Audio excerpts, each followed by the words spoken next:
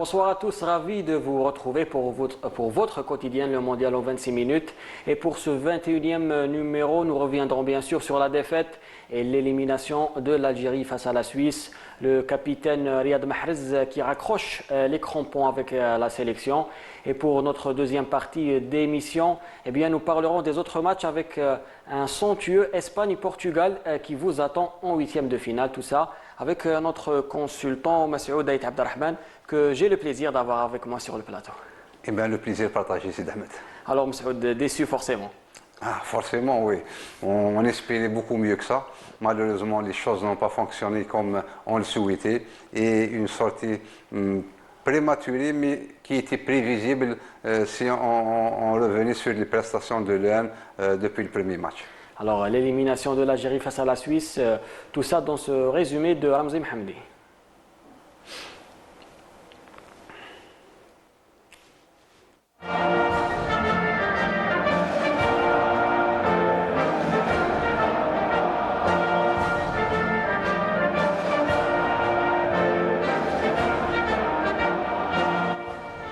Fin de parcours pour la sélection nationale en 16e de finale de la Coupe du Monde 2026 après leur défaite face à la Suisse. Malgré une belle entame de match, les Verts se sont fait surprendre dès la 10e minute de jeu par Mbolo. Les coéquipiers de Mahrez ont tout tenté pour revenir lors de cette première mi-temps sans y parvenir. En seconde mi-temps, ils sont encore une fois pris de court dès l'entame par l'intermédiaire d'Ondoy à la 46e minute. Une grosse déception parce qu'on voulait vraiment bien faire. Je pense que ça s'est vu sur le début du match. Malheureusement, ils marquent trop tôt sur leur première occasion. On a du mal à un peu s'en remettre. On a essayé, on n'a pas lâché, on a eu des situations. Et après, au retour des vestiaires, ce deuxième but très très tôt nous coupe un peu les jambes. Donc c'est un peu dommage de le prendre aussitôt. On ne pourra pas savoir si on aurait pu essayer de retourner la situation à 0-1. Non, c'est dommage. On a essayé de faire le maximum. Peut-être qu'aujourd'hui, c'était meilleur que nous. Ils ont été plus efficaces en tout cas. Et le foot, c'est ça aussi, c'est l'efficacité. L'objectif, c'était de passer. Voilà, on n'a pas... Je pense que c'était pas un match. C'était un match à notre portée. On prend 2 buts sur des erreurs. Et à ce niveau-là, on paye cash. Il y a toujours des choses positives. Voilà, on a passé les premiers tours. On arrive au deuxième tour. Je pense qu'on n'a pas démérité, mais on concède trop de buts pour espérer quelque chose. Ouais, dernière apparition même avec la sélection, c'était mon dernier match. Le score en restera là jusqu'au coup de sifflet final. Les Verts devront à présent se reconcentrer sur les prochaines échéances, à savoir les éliminatoires de la CAN 2027. Alors, Massoud, comment vous avez trouvé la sélection pour ce 16e de finale? Bon, je parlais déjà du premier tour. Je pense qu'on aurait souhaité voir beaucoup mieux que ça. Malheureusement, on n'a pas vu grand-chose, ni sur le contenu, ni sur la prestation, depuis les premières minutes contre l'Argentine jusqu'au dernier match.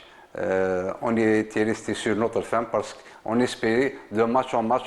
On croyait que cette équipe allait monter en puissance, allait montrer un visage, mais malheureusement, ça n'a pas été le cas. On savait qu'on allait à un moment ou à un autre quitter la compétition, mais la manière dont on l'a quitté, on n'a pas fait bonne impression lors de cette Coupe du Monde.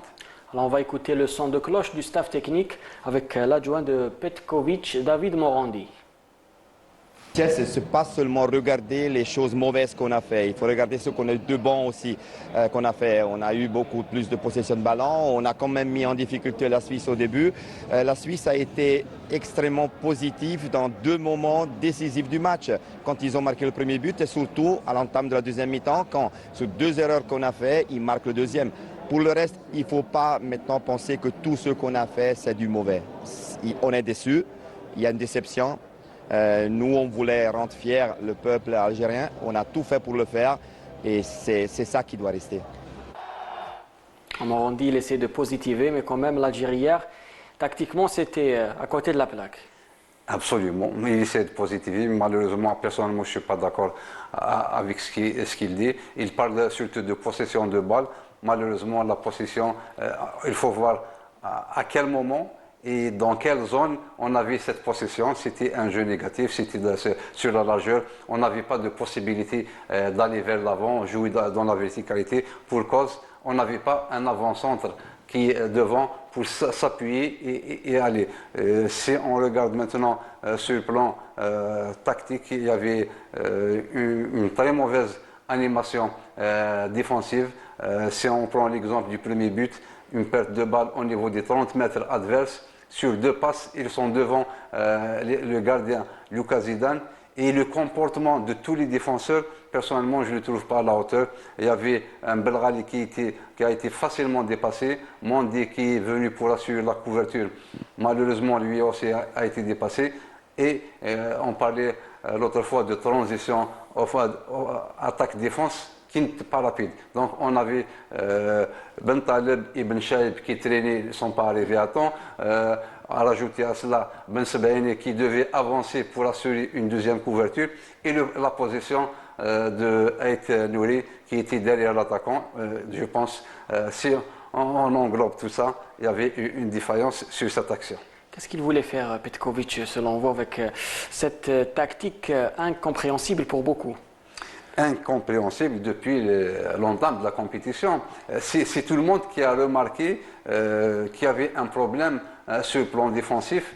Il y avait beaucoup d'espace intra-ligne et interligne qu'on devait combler, et la chose la plus facile, la plus rapide qu'on pouvait mettre en pratique, c'était de rajouter un joueur. Comme ça, densifier cette ligne défensive, il y aura moins d'espace, il y aura plus de couverture.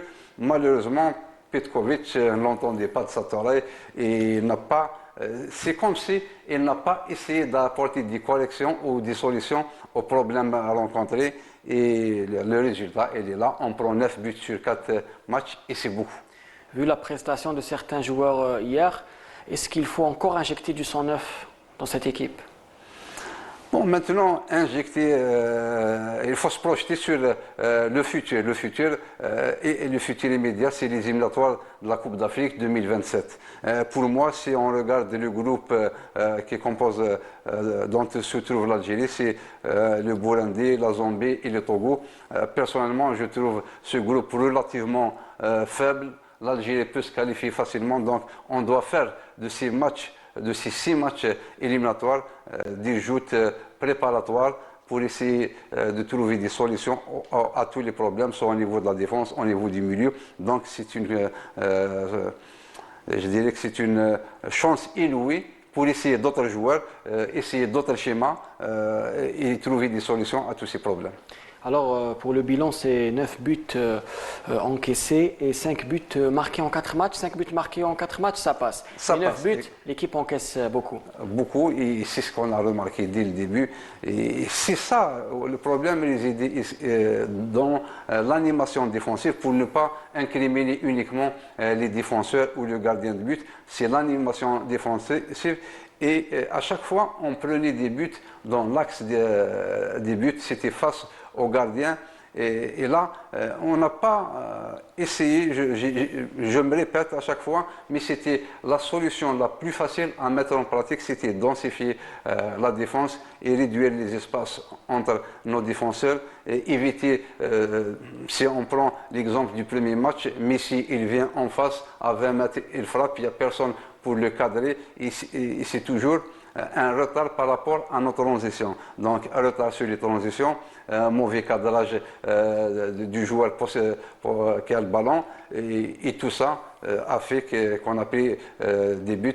À rajouter à ça, et puis à la perte de confiance du gardien de but, des défenseurs, même des attaquants, ils n'étaient plus rassurés. Or, ce qu'il fallait faire pour le deuxième, troisième, voire le quatrième match, essayer d'allonger ou d'organiser une assise défensive qui permettra non seulement de réduire les chances de prendre des buts, mais de rassurer même nos attaquants et d'aller vers l'avant. Beaucoup veulent carrément un départ de Petkovic. On est à un an de la CAN pratiquement. Alors, est-ce que c'est le bon moment ou bien c'est quand même un risque à prendre? Maintenant, je pense qu'il y a un contrat qui a été signé récemment pour prolonger Petkovic. Le plus important pour moi, c'est de tirer des leçons de ce qui s'est passé lors de la dernière CAN, lors de ce mondial. Il faut que ça soit vraiment clair. Il faut qu'il y ait certes un bilan fait par l'entraîneur et son staff, mais il faut aussi qu'il y ait un bilan qui soit fait par la fédération, assisté par la DTN, pour voir les failles qu'il y a dans cette équipe nationale, essayer de se projeter et d'aller vers l'avant. À l'issue de ce match, le capitaine Riyad Mahrez a annoncé sa retraite internationale. Riyad Mahrez avec l'Algérie, c'est 119 matchs joués pour 40 buts et 45 passes décisives. Une Coupe d'Afrique des Nations dans la poche et 2 buts en Coupe du Monde et 2 Coupes du Monde jouées. On oublie un petit peu celle de 2014, mais il était là. C'est le deuxième meilleur buteur de l'histoire de la sélection. Pour une carrière internationale, c'est quasi parfait pour Riyad Mahrez. À 119 matchs, 40 buts, je pense que c'est assez intéressant pour un joueur. Donc on ne doit pas, juste après cette élimination, oublier tout ce qui a été fait dans cette équipe nationale par rapport à Mahrez, qui a donné, qui a quand même fait rêver les Algériens. Donc on ne doit pas être amnésique. Personnellement, j'aurais souhaité qu'il sorte dans de meilleures conditions. Et j'aurais même souhaité qu'il n'annonce pas sa retraite aujourd'hui. Il fallait peut-être temporiser, attendre les prochaines joutes, les prochaines compétitions.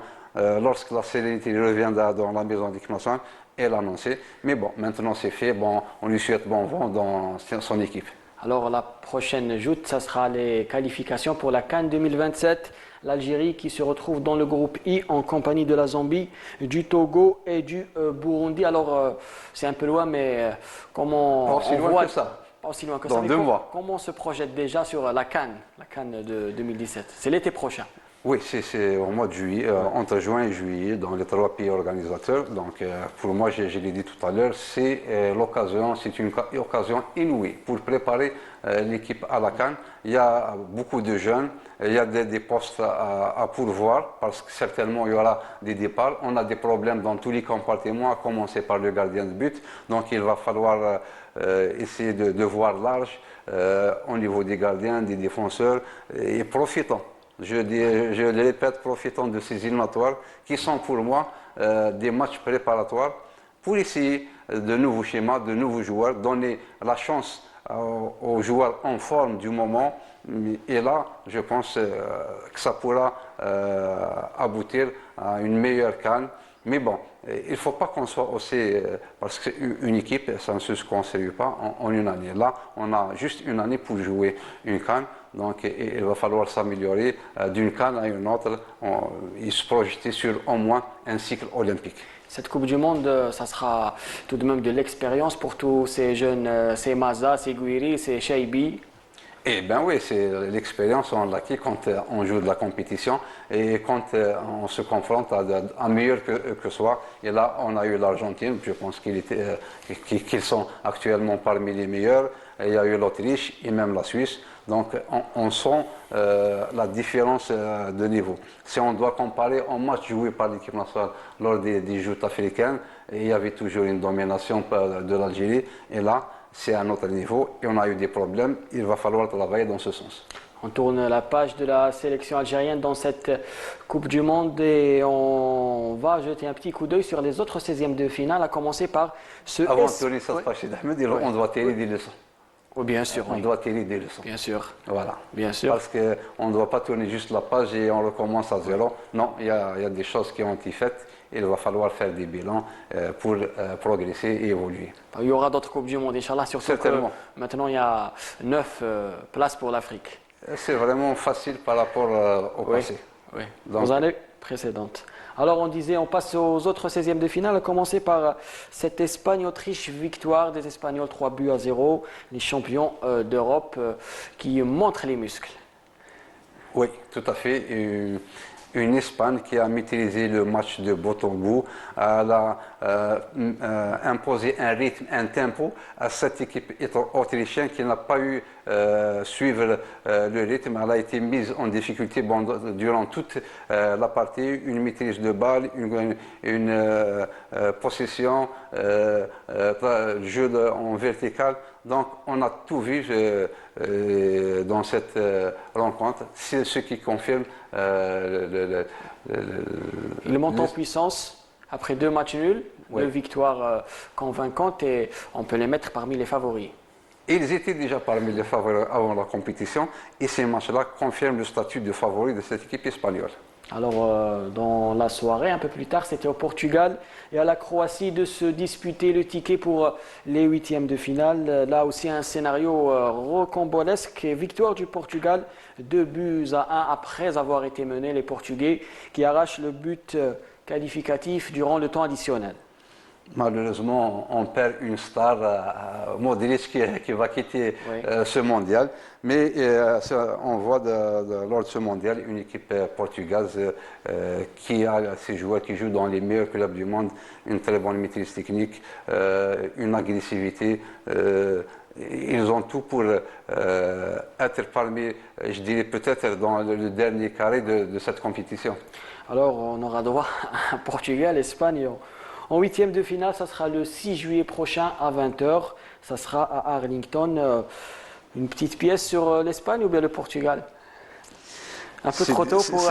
C'est difficile à dire, mais en regardant les matchs des deux équipes, je dirais peut-être un léger avantage pour l'Espagne. En tout cas, ça promet d'être une très belle affiche. On passe au match de la soirée, à commencer par Égypte-Australie. Coup d'envoi, ça sera à 20h, à 19h plutôt à Arlington. C'est du 50-50 entre les deux? Tout à fait, tout à fait.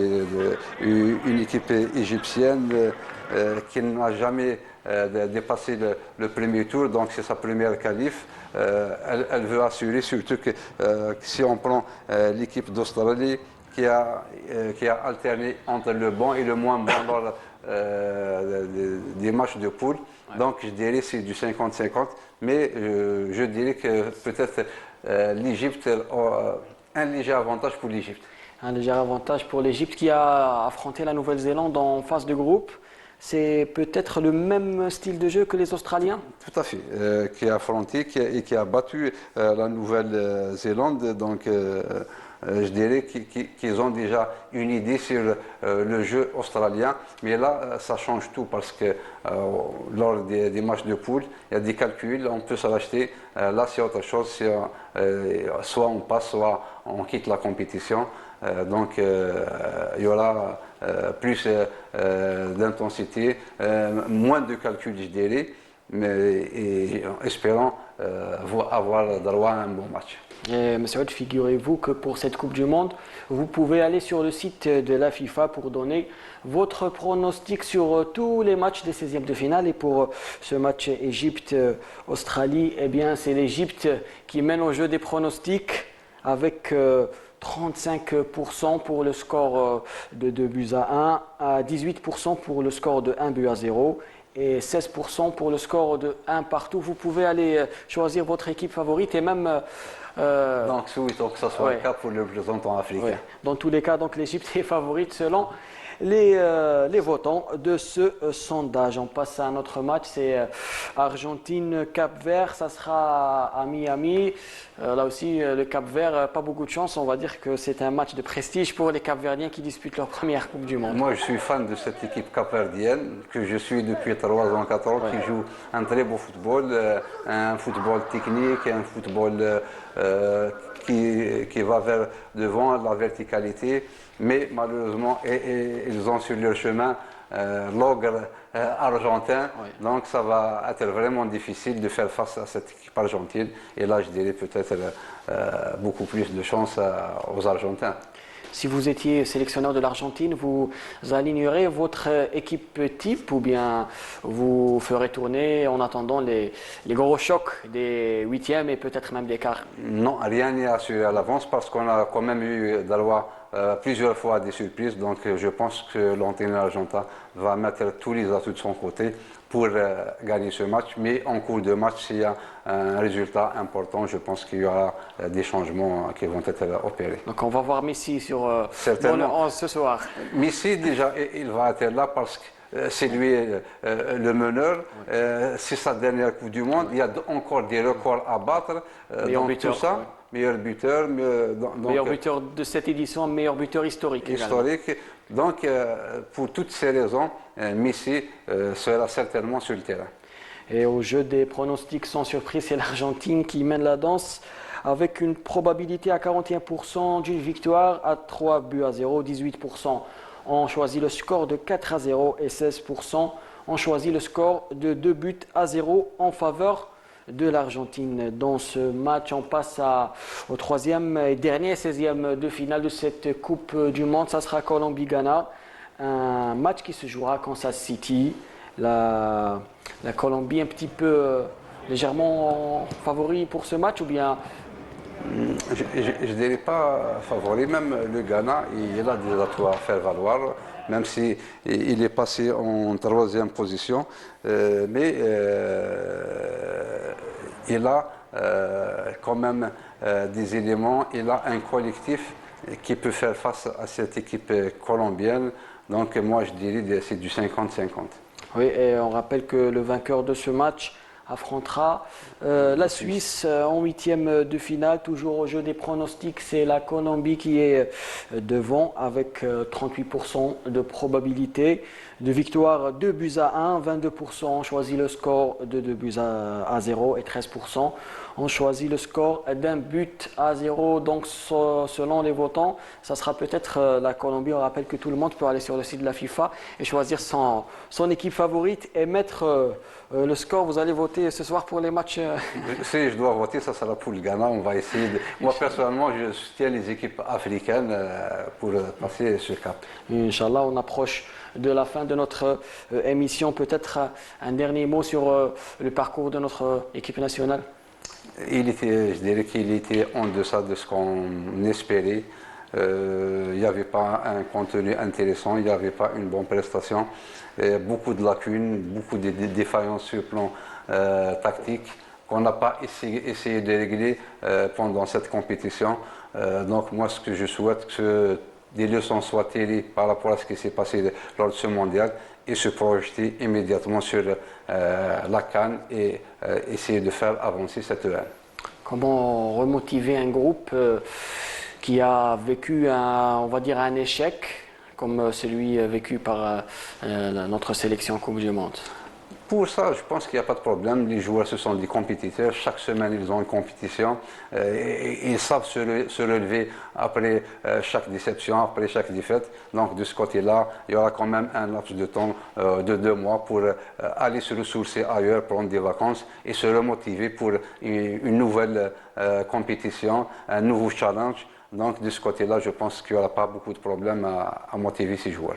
Certains disent que la sélection nationale dispute beaucoup de matchs amicaux face à des sélections africaines, que l'équipe nationale devrait aller, on va dire, se tester face à d'autres styles de jeu. C'est pour ça que je disais tout à l'heure qu'on avait peut-être été un peu confiant par rapport au match qu'on avait joué avant cette compétition officielle, mais une fois arrivé devant le haut niveau, on constate qu'on est très loin. Donc, quand il s'agit de jouer une coupe africaine, c'est vrai qu'on est obligé d'aller se confronter à des équipes africaines parce que c'est la Coupe d'Afrique, mais quand il s'agit d'un mondial, je pense qu'il va falloir voir un petit peu plus haut, même si on l'avait fait, mais ça n'a pas été suffisant pour préparer ce mondial. Merci, monsieur, d'avoir été avec nous. Avec plaisir. On se voit une prochaine fois, Inch'Allah. Inch'Allah. Inch'Allah, avant de se quitter, on souhaite un joyeux anniversaire à la fille de notre collègue Ramzi Mhamdi, Sidra Mhamdi, qui fêtera demain ses 10 ans, toi l'Amar, Inch'Allah. Merci. Je profite pour souhaiter un joyeux anniversaire à mon fils, Salim. Voilà. Allah Ibarak. Allez, bon anniversaire à Salim également. Merci à toute l'équipe du studio numéro 7. Merci à toute la rédaction sportive de Canal Algérie. Merci à vous de nous avoir suivis. Demain, ça sera le numéro 22 avec Sarah Derbal. Prenez soin de vous et au revoir.